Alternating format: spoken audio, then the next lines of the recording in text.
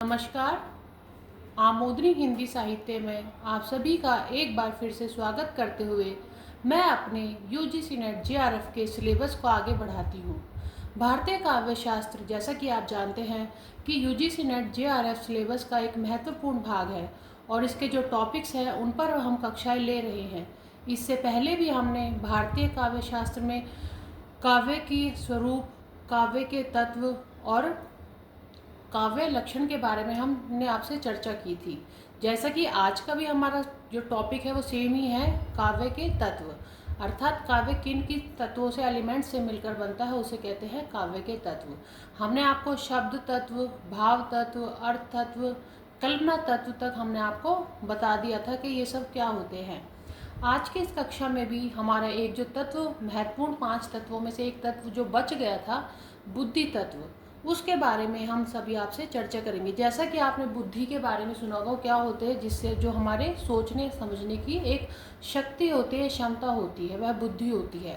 आप जैसा जानते हैं कि एक माइंड होता है हमारे अंदर, उस माइंड में थॉट्स आते हैं, हमारे विचार चलते हैं, ये सब बुद्धि के अंतर्गत आता है।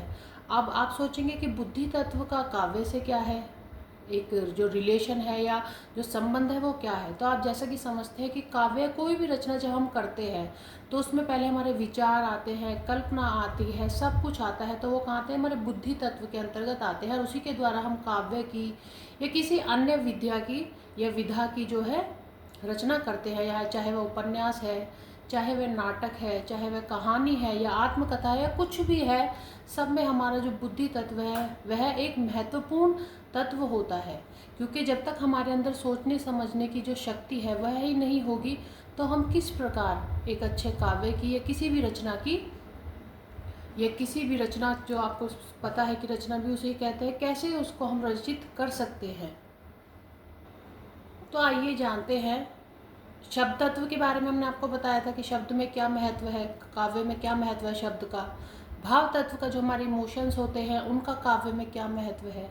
अर्थ तत्व के बिना अर्थ के कोई काव्य ही नहीं हो सकता है। कितनी बड़ी उक्ति यहाँ पे कही गई है, पंक्ति कही गई है कि बिना अर्थ के कोई काव्य हो ही नहीं सकता, बिना भाव के भी कोई काव्य नहीं हो सकता। क्योंकि हमें क्या पता चलेगा कि कवि काव्य के माध्यम से हमसे क्या कहना चाह रहा है। वह रुदन के रोने के ऊपर है, क्रोध के ऊपर है, वीर रसपूर्ण से परिपूर्ण काव्य है या जो भी है, तो वो भाव के अंतर्गत आ जाते हैं। ऐसे शब्द, जब शब्द ही नहीं होंगे तो काव्य की रचना कैसे होगी। ये तो आप समझते हैं कि जो काव्य है वह तो महत्वपूर्ण है, शब्दों से जुड़कर ही वाक्य बनते हैं, वो वाक्य ही फिर बाद में काव्य में बदल जाते हैं। ऐसे ही कल्पना तत्व, हमारी इमेजिनेशन, हम क्या क्या सोचते हैं, ये सब हमारा किस में आता है, कल्पना तत्व के बारे में आता है। अब कल्पना जो है कहाँ आती है, वो हमारी बुद्धि में आते हैं। हमारे विचार, हमारी कल्पना, हमारे भाव, शब्द, जो भी हम कहाँ से सोचते हैं, हमारे बुद्धि तत्व के द्वारा हम उसे काव्य में डालते हैं। तो चलिए बुद्धि तत्व की ओर आगे बढ़ते हुए हम शुरू करते हैं। तो भाव, कल्पना आदि का ठीक संयोजन और शब्द का औचित्यपूर्ण होना।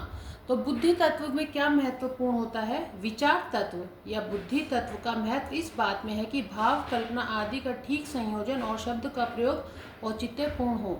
कि जो भी कोई भाव है या कल्पना है आदि का ठीक संयोजन, तो भाव, कल्पना आदि का ठीक संयोजन मतलब भाव, कल्पना आदि का ठीक से संयोजन मतलब एक साथ उनको जो इकट्ठा करना होता है वो, और शब्द का जो प्रयोग है वो कैसा होना चाहिए, औचित्यपूर्ण, अर्थात उसका कुछ अर्थ होना चाहिए, उसका कुछ औचित्य होना चाहिए, ये नहीं कि कुछ भी। तो ये हम सब कहाँ से सोचते हैं कि जो भाव, कल्पना आदि का ठीक संयोजन होना चाहिए, शब्द का प्रयोग औचित्यपूर्ण हो, ये हम कैसे सोचते हैं, काव्य के लिए कैसे होना चाहिए, तो बुद्धि तत्व के द्वारा।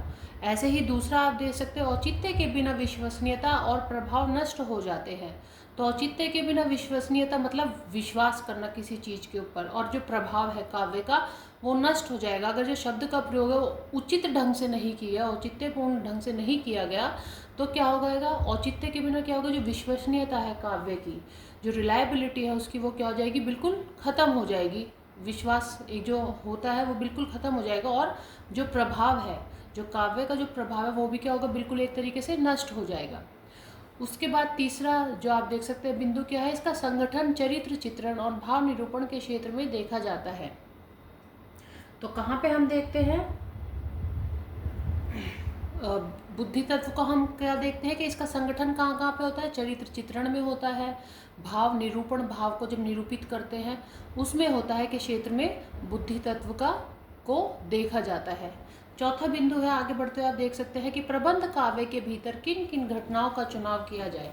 अब प्रबंध काव्य क्या होगा, अब आप सोच रहे होंगे यहाँ पे प्रबंध काव्य, जब हम इस टॉपिक पर आएंगे तो हम आपको बताएंगे जो काव्य है उसके भी कई रूप होते हैं। जैसे प्रबंध काव्य उनमें से एक रूप होता है काव्य का।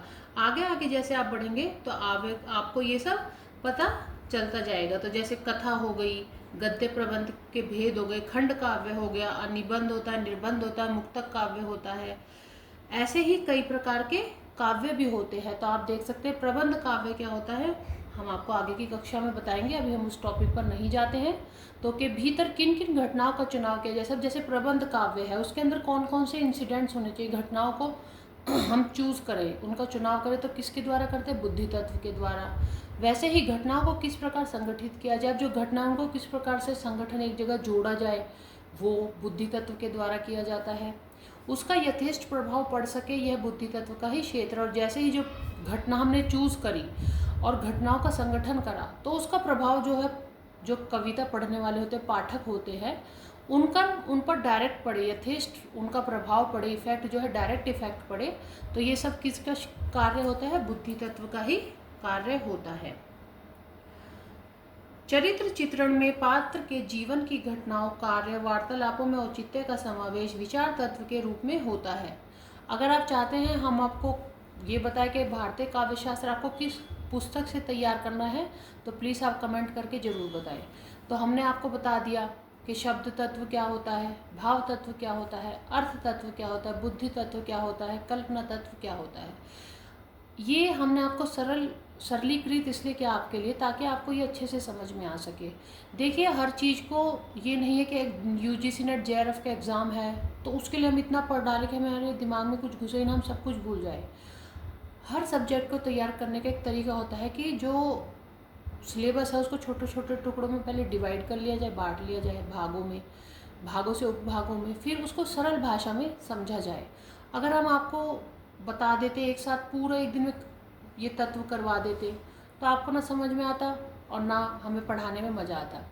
इसलिए आप इसको दोबारा एक बार रिवाइज करें, पुनरावृत्ति करें इसकी।